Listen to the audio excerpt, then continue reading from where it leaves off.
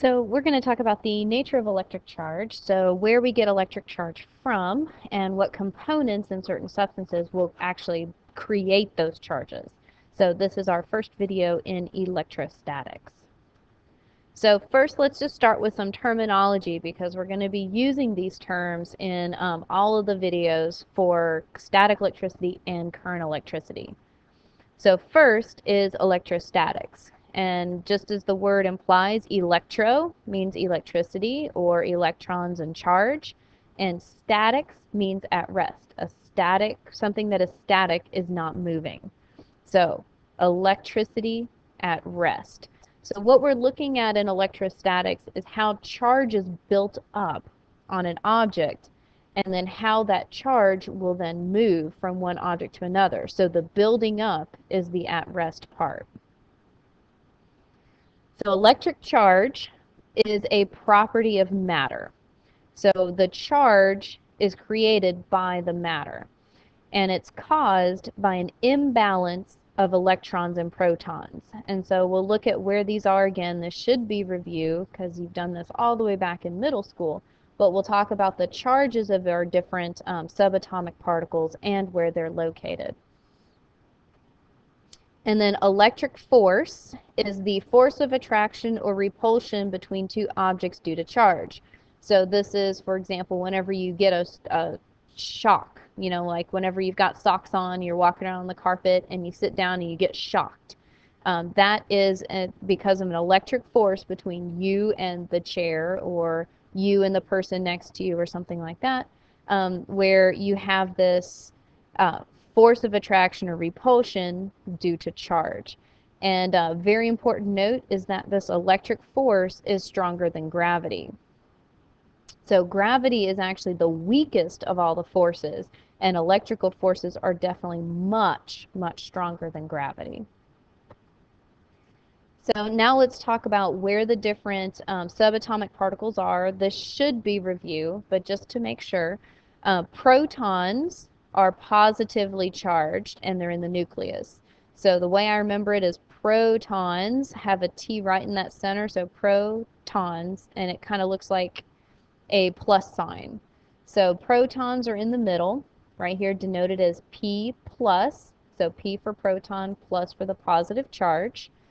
Neutrons are neutral neutrons, so they have no charge, and those are also in the nucleus. So those are your N's.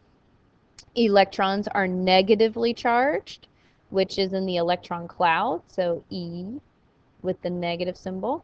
And this diagram is showing you why, when we were talking in thermodynamics about why it's always the electrons that are moving that energy, it's because this nucleus here with the protons and neutrons is stuck. This cannot move. But these electrons, as you see up here in the little animation, the electrons are moving around like crazy all over. And so these electrons can move back and forth from atom to atom or move from one atom to another, but this nucleus in the center with the protons and neutrons cannot. The reason why these high energy, very fast moving electrons are able to stay inside of an atom is because of this electrical attraction. So electrons are negative, protons are positive, so they are attracted to each other, and that's what holds electrons in there. It's not a gravitational force, it's an electrical force. So how do we create an electric charge? Well, first, opposites attract. So positive and negative will attract each other. And so that's what this little animation is showing, is that electrons are attracted to protons. Like charges repel, so positive and positive will repel, negative and negative will repel. So all of those electrons that are in the cloud are going to repel each other. And then all of the protons inside the nucleus will repel each other.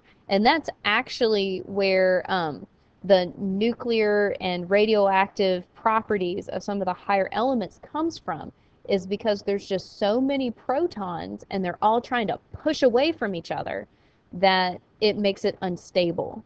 And so it radioactively decays. It breaks apart that nucleus. And so most matter is neutral, which means that the positive protons and the negative electrons perfectly cancel each other out. So electric charge is our source of shock and sparks. So anytime you get shocked, anytime you see sparks going, it's because of electric charge.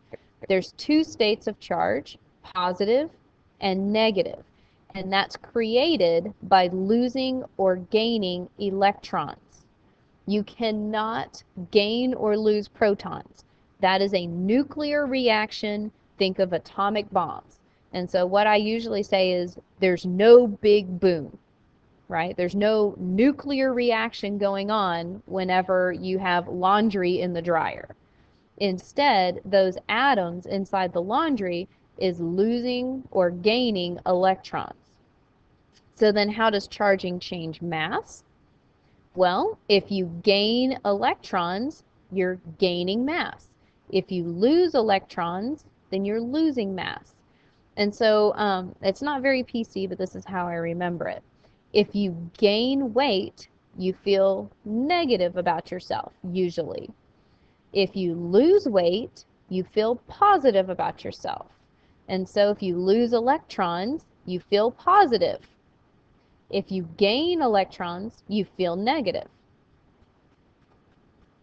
And so clothes stick together in the dryer because they are charged. So as they're swirling around inside the dryer, these different articles of clothing are hitting against each other, moving those electrons from atom to atom, creating charge. And that's what causes static cling, electrostatics, static cling.